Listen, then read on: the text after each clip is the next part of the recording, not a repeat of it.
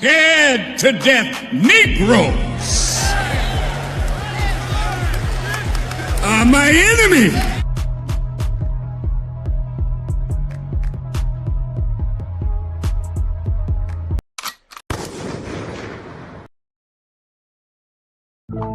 Stack you hard, fool.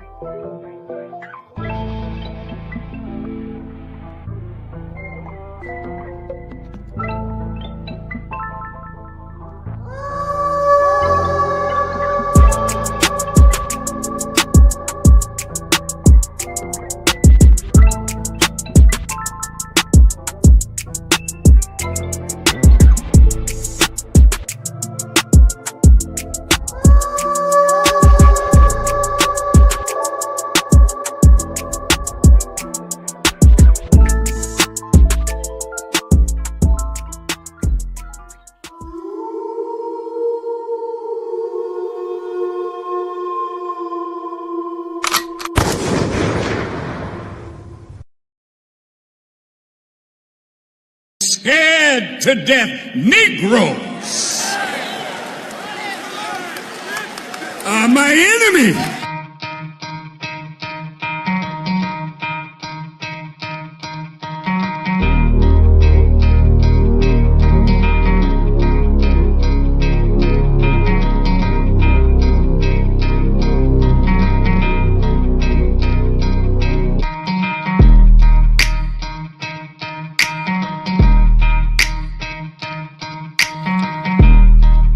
Peace, peace, peace, peace, peace, peace, peace. Gonna let this thing work a little bit, family. We're gonna get into this conversation very shortly. Salute to everybody that's checking in. Salute, salute, salute. Scared to death Negroes are my enemy.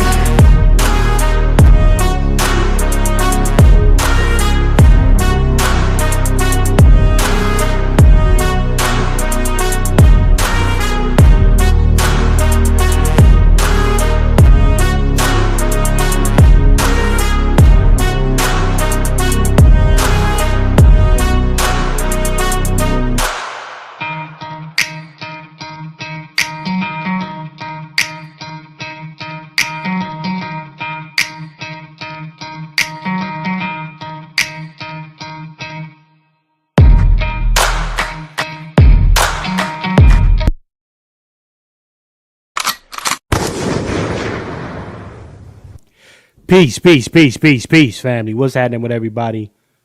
I want to thank everybody for joining me in here today. This is going to be a very quick broadcast, but nonetheless, if you're here for the first time and not here for a long time, I am your host, Chef C from New Jersey. This is On Their Next Podcast, brought to you by Bloodline Films in collaboration with LWF Training. Our brother Juan J. Johnson believes that there is a lone wolf in all of you. So definitely go hit our brother up. Holla at him for all your firearms needs, ladies and gentlemen. Salute, salute, salute. Now, I'm going to get right into this thing. Listen, I've been following this immigration stuff very, very closely. Very closely. Okay? And I got to tell you, I do like some of the efforts coming from the Trump administration here as it pertains to the recruitment, okay? The recruitment of new ICE agents. There was a job fair, per se, about 2 weeks ago, okay? Maybe even a week ago, where the sign-on bonus is about $50,000. Right, you have also some options to get student loans forgiven. Okay, those are some really nice perks for anybody that's looking to get into it. I mean, I know I've been an advocate, not even just an advocate, but a very active ICE caller. That's right, very, very active. I've been. Doing my civic duty as we should all be doing. Okay, helping reunite these families with members across the seas, right? And I do like that ICE is starting to give some. I tell you, if they had a program, if this program was equivalent to entering the service, right? How people get get discounts and all these interest, waive interest and everything for being in the service. They also get paid after a certain amount of time. Checks coming through. If the program was similar, I would definitely consider it myself, particularly if it was a kitchen sector of ICE.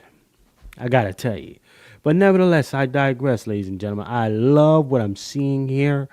We're gonna bring this up real quick, ladies and gentlemen. And ICE decided to pay a visit to a plant in Georgia, an EV plant that apparently had north of about 300 South Koreans working in that space. Okay. Oh man, my brother ABM. Let me holler at some of the families in here. I'm not gonna get a little chef in here tonight, but salute my brother ABM, man. It's good to see you. This is a quick one for your boy, but salute to our brother ABM. Let me see who else is in here. Brother Hannibal, what's happening with you, man? Good to see you in the building, brother Hannibal. Salute to the guard, brother Hannibal. Checking in. What's happening with you, player? What's happening? Listen, are you brothers up to speed with this? Did y'all see ICE go through and start packing some South Koreans up? I like this kind of energy. Everybody getting the same juice. I love it. I know we normally don't do no broadcast. I don't do a broadcast, late night on a Sunday like this. But I shout out to one of our viewers, one of our supporters who sent me this. Shout out to Bina. She got me up to speed as far as, seeing what's going on with this ICE thing here. I wasn't even up to speed. I've been very busy, but this is phenomenal. I need them to keep packing these folks up. So, yeah, let's go ahead and bring it up, man. If y'all not up to speed, I'm going to bring it up to you. We're going to have a conversation about this because I really enjoy it. And I do hope that Georgia doesn't decide to get on the same type of BS as some of those folks over there in Chicago have been on, right? Some of those folks over there in Chicago have really been on some bullshit, y'all. Eating and giving all type of extracurricular shit to these illegals. We never see that kind of energy for, actual citizens, particularly Black American citizens in these United States. So, it's treason at its finest, if you ask me. Nevertheless, let's go ahead and play it, y'all. Sunday, according to the Associated Press, more than 300 South Korean workers who were detained following a massive immigration raid at a Hyundai plant in Georgia will be released and brought home. That's according to the South Korean government, who made that announcement on Sunday. Presidential chief of staff there said that South Korea and the U.S. had finalized negotiations on the workers' release. He said South Korea plans to send a charter plane to bring the workers home as soon as remaining administrative steps are completed. U.S. immigration authorities on Friday said that they had detained 475 people. Most of them were South Korean nationals when hundreds of federal agents raided Hyundai's sprawling manufacturing site in Georgia. 400 plus folks, y'all. Korea, how'd they get over there, right? That's the question we need some answers to. How'd they get over there? All right, Honda, y'all putting cats on crates and shipping them over? We're going to have some understanding over here. I mean, again, some of these folks, they did have some pretty shitty living conditions over there. Although I don't have a cape on for either any of these illegal immigrants coming through. They made it to the promised land as far as I'm concerned. Okay? But we need to get some understanding. How did all of these folks get over here? Okay? We don't hear much about the other workforce or there being other people in this workforce other than South Koreans, ladies and gentlemen. Let's play some more. Fair use. where the Korean automaker Hyundai makes electric vehicles. South Korea's foreign minister later said that more than 300 South Koreans were among the detained. The operation was the latest in a long line of workplace raids conducted as part of the Trump administration's mass deportation agenda. But the one on Thursday is especially distinct because of its large size and the fact that it targeted manufacturing sites that state officials have long called Georgia's largest economic development project. So that is just the latest breaking news from that story that we brought to you earlier this week. The fact that more than 300 South Korean workers that were detained following that massive immigration raid at a Hyundai plant in Georgia will be released and brought home. I want to continue on with some more of these immigration headlines. Now, ladies and gentlemen, should they be released? Should, first and foremost, it's South Korea's embassy, right? And also the company itself. What do you think would be a feasible fine for this company? What would be a legitimate fine for this company as far as having all of these South Koreans over there working for them? Clearly, they were doing some under the table nonsense, right? I want to see what the dollar amount looks like in the future here. Even if there's going to actually be a dollar penalty assessed to that company, I want to see what that looks like. And in the future, again, they're talking about sending these cats back to Korea. Okay, now it's just going to be a little slap on the wrist type of situation. We got to follow that closely, y'all.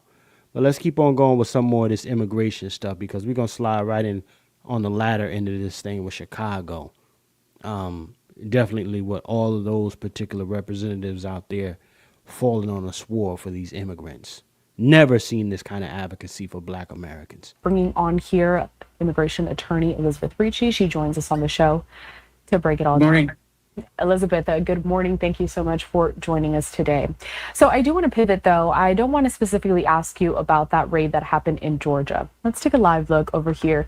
This is in North Carolina, because the question that I want to ask really corresponds with this. Earlier this week, in a unanimous vote, Durham City Council passed a resolution to make North Carolina a city of, quote, Fourth Amendment workplace. And that was in order to increase protections for city workers against some of these ICE enforcement efforts. Now, Elizabeth, I had never heard that term before. Can you explain what that is? Sure. So the Fourth Amendment is regarding unlawful searches and seizures by the government. So North Carolina is particularly concerned about ICE coming into workplaces and demanding records and demanding employees to arrest for removal. Now, ladies and gentlemen, let's start there. First and foremost, we're looking at a population of people who are already here breaking the law. Entering these United States illegally is breaking of the law. Now, what annoys me about this Democratic side in particular is giving rights to someone who's already breaking them. Right? Making them law, quote unquote, law-abiding citizens without actually being law-abiding per se.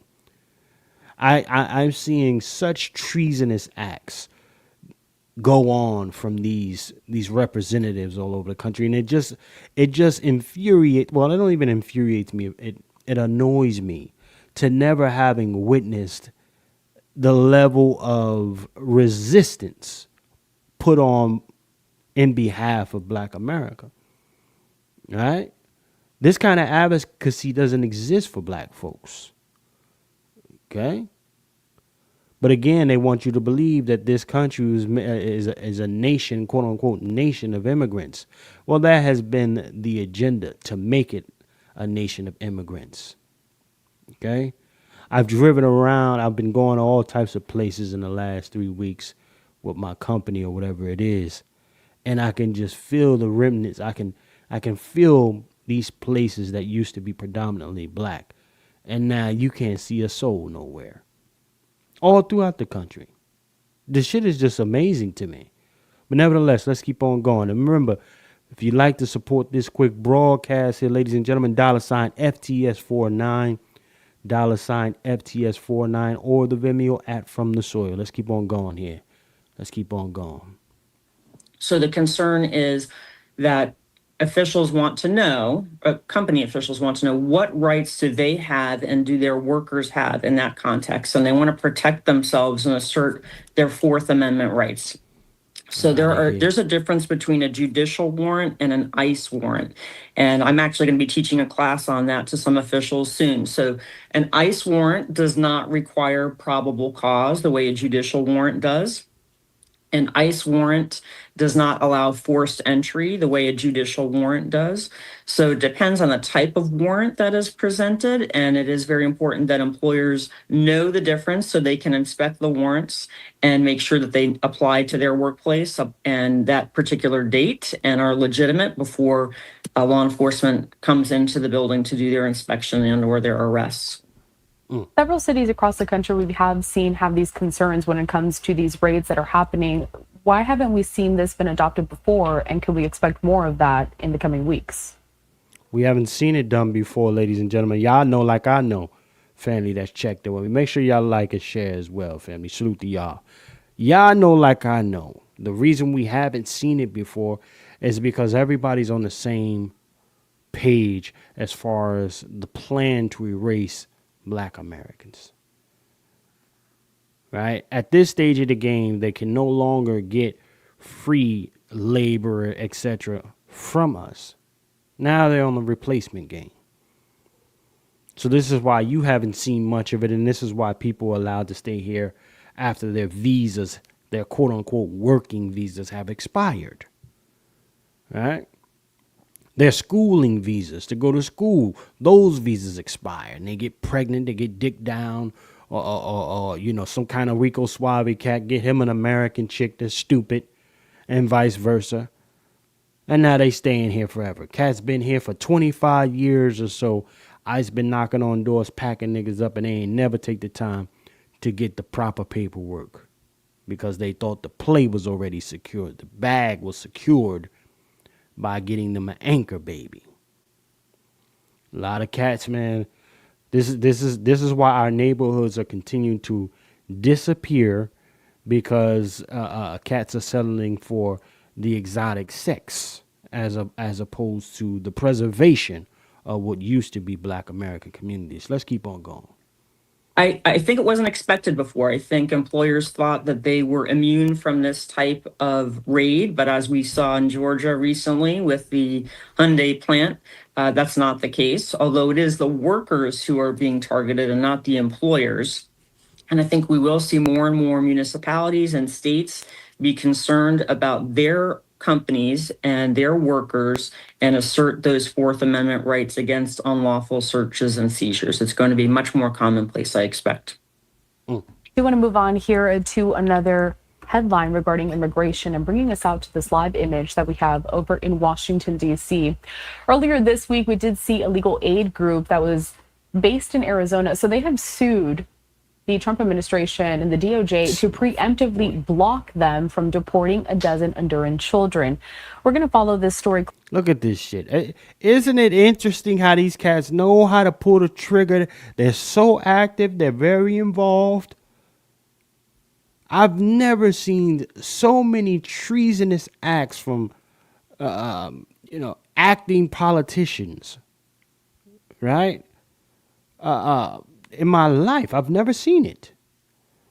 This is amazing. I mean, that's got to be grounds to lose your political status here. I mean, can we give these folks the Jasmine Crockett treatment? Can we dump some of these folks out like they done sat her the fuck down? Although, listen, your girl Jasmine Crockett got a little show coming out, y'all. Did y'all hear about that? So it won't be the last of that loudmouth that we hear. But nevertheless, I digress. Let's keep going. Closely, but Elizabeth, I want you to break it down for us a little bit here. When it comes to migrant children here that are, the DOJ is trying to deport them, how does that legal process work? So children are in a unique position. They can often request a benefit called special immigrant juvenile if they've been declared a What? dependent of the state. In other words, they don't have a parent in the United States who can care for them. Wow. How many of y'all knew about that? Dependent juvenile, independent juvenile. Let me start that over. I never heard of that, y'all. I mean, I know about wardens of the state. I was temporarily a warden of the state, but not this status. I wasn't familiar with this. I want to play this, y'all. How many of y'all know about this status? Comes to migrant children here that are, well, the DOJ is trying to deport them. How does that legal process work? So children are in a unique position. They can often request a benefit called special immigrant juvenile if they've been declared a dependent of the state. In other words, they don't have a parent in the United States who can care for them, but they need to. Remember that Elian Gonzalez trial, yo? How many of y'all remember that? That's kind of the similar play they trying to run with this. Immigrant juvenile status. So now this is part of the reason why your politicians are fighting for this so much. Okay? They can they can make a whole population of juveniles, wardens of the state, and begin the next stage of the buffer class. Okay? So, oh man, this is a diabolical triple tier play. Let's keep playing. To get an order from a family law court first. And if they are in deportation or removal, they're not really that different from that adult defendant. And what I do want to be clear about is that immigration violations are civil.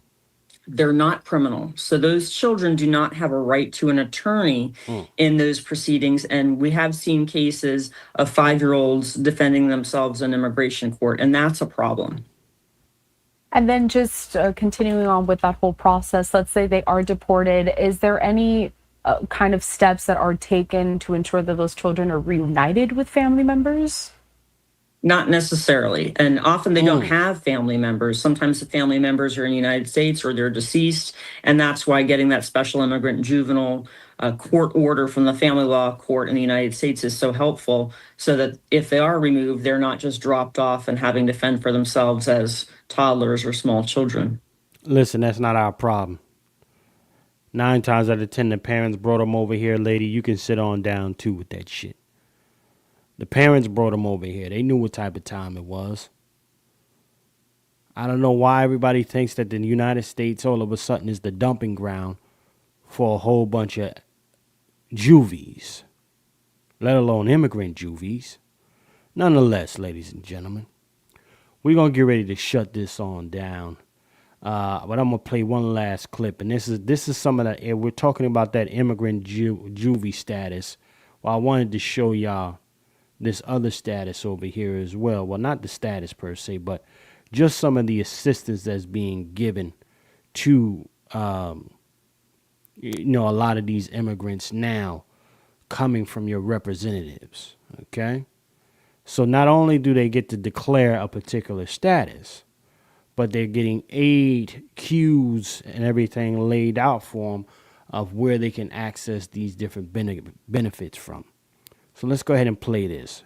This is over here in Chicago, Illinois. Y'all know what type of time it is. Whatever comes next. If you or someone you love aren't sure what resources exist for immigrants in our state, I want you to go to IllinoisImmigrationInfo.org.